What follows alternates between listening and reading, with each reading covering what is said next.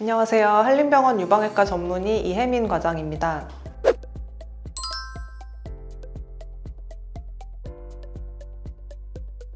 보통 의원이나 병원에서는 갑상선 질환과 유방 질환을 같은 의료진이 진료하는 경우가 흔한데 저희 한림병원에서는 대학병원과 마찬가지로 갑상선과 유방 질환 전문의가 각각 전문 분야만을 진료하고 있습니다. 최근 대한외과학회에서는 이렇게 세부 분야를 전공해서 더욱 전문적인 진료를 할 수 있는 전문의에게 특별히 외과 분과 전문의 자격을 부여하는 제도를 시행하고 있습니다. 한림병원에서는 내분비외과, 유방외과 분과 전문의 자격으로 갑상선 및 유방 관련 진료를 제공하기 때문에 더욱 세심하고 정확한 진료를 기대하실 수 있습니다. 유방은 기름샘이 변형된 것으로 피부의 한 부속기관입니다. 젖을 분비하는 샘인 유선과 젖을 유두로 운반하는 유관, 그리고 지방 조직 등으로 이루어져 있습니다. 유방의 주요 기능은 출산 후의 수유로 아기의 성장에 필수적인 영양을 공급하고 있습니다. 유방암이란 유방에 발생한 암세포로 만들어진 악성 종양입니다. 중앙암등록본부 발표 자료에 의하면 국내 연간 유방암 발생은 약 3만 건에 육박하고 있고 점점 증가하는 추세입니다. 이 중 40대가 유방암이 가장 많이 발생하고 있습니다. 유럽이나 미국에 비해서 폐경 전 젊은 나이의 환자군이 많은 것이 특징입니다. 병기별 분포를 보게 되면 조기 유방암이 절반 이상을 차지하고 있고 다른 암에 비해서 조기 발견과 치료가 잘 이루어지고 있어서 사망률은 상대적으로 낮은 편입니다. 남성에서도 유방암이 드물게 발생할 수 있습니다. 유방암의 위험 요인으로는 우선 비만, 음주, 방사선 노출, 유방암 가족력 등이 있고 여성 호르몬과 관련해서는 이른 초경, 늦은 폐경, 폐경 후에 장기적인 호르몬 치료, 모유 수유를 하지 않거나 첫 출산 연령이 늦은 것 등을 들 수 있습니다. 일반적으로 위험인자를 피하는 생활 습관을 가지는 것이 중요합니다. 과한 지방 섭취나 알코올 섭취 등은 유방암 발생에 기여하는 것으로 알려져 있어서 줄이고 피하는 것이 안전합니다. 무엇보다도 병원에 내원해서 정기검진을 철저히 받는 것이 중요합니다. 국가암검진 프로그램에 따라서 매달 유방 자가검진을 하고 만 40세 이상 여성은 1, 2년 간격으로 유방 촬영술 및 의사의 임상 진찰을 받도록 권장하고 있습니다. 유방암 또한 초기에는 대부분 아무런 증상이 없으며 유방의 통증은 유방암의 일반적인 증상이 아닙니다. 환자분이 암을 의심하게 되는 가장 흔한 계기는 유방에서 통증이 없는 멍울이 만져지는 경우입니다. 그 밖에 유두에서 피가 섞인 분비물이 나오거나 피부나 유두가 함몰되기도 합니다. 암이 진행되면 유방 피부가 오렌지 껍질처럼 두꺼워지기도 합니다.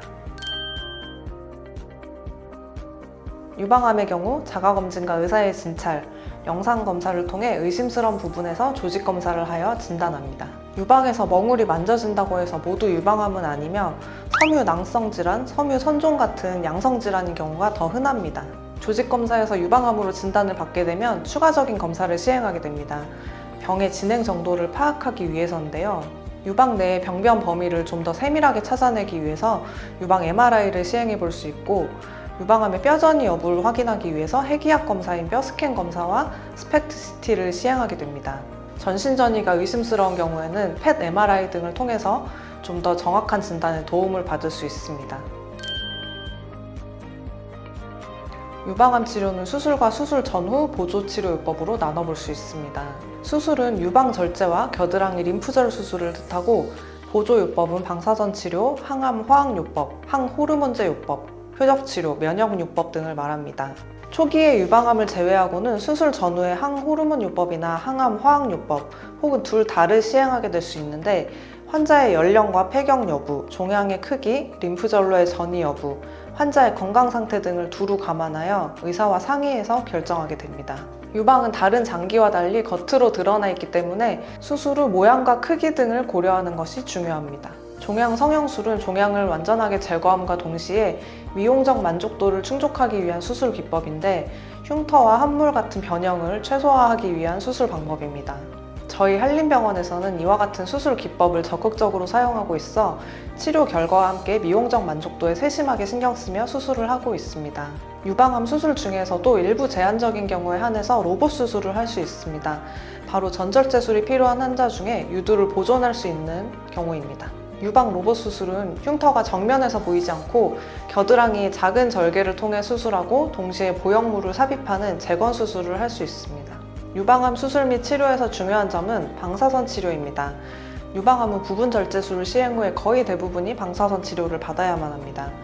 그래야만 유방 전 절제술과 같은 치료 성적을 얻을 수 있어서라고 볼 수 있습니다. 올해 저희 한림병원에 드디어 방사선 치료 기기가 들어오게 되었습니다. 방사선 치료기 트루빔을 간략히 소개드리자면 꼭 필요한 부위에 최적의 방사선 양을 쪼여서 피폭량을 줄이고 부작용을 최소화하면서 치료 효과를 향상시킬 수 있는 최신 장비입니다. 이뿐 아니라 유방 전 절제술 시행 후에도 암이 크거나 림프절 전이가 있거나 재발 위험성이 크다고 판단되는 경우에도 방사선 치료를 추가로 시행할 수 있고, 수술 전 종양의 크기를 줄이기 위해서 또는 수술을 못하는 전이된 상태에서 암의 증상을 완화시키기 위해서도 쓰일 수 있습니다. 또한 유방암뿐 아니라 폐암, 뼈 전이암, 대장 직장암, 자궁경부암 등 다른 암에도 방사선 치료를 받으실 수 있습니다. 오늘은 유방암에 대한 소개, 진단, 그리고 치료 방법에 대해서 말씀드렸는데요. 언제든 편안한 마음으로 방문해 주시면 유방암을 비롯한 유방질환에 대한 정확한 진단과 치료를 받으실 수 있습니다. 한림병원에서 빠르고 정확한 진단과 최신 치료를 받으시길 권해드립니다. 감사합니다.